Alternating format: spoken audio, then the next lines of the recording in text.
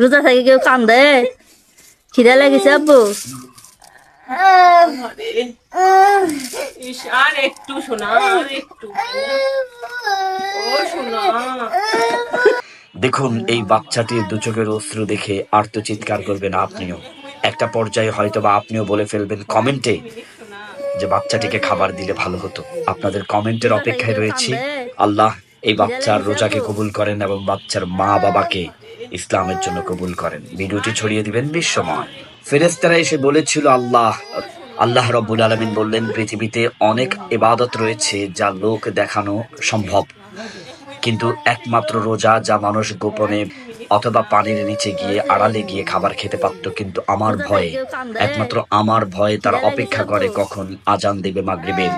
ঠিক ওই সময় আমি আল্লাহ এতটাই খুশি হয়ে যাই তাদের উপর, আমি তাদেরকে সরাসরি রোজা সওয়াব দিয়ে থাকি।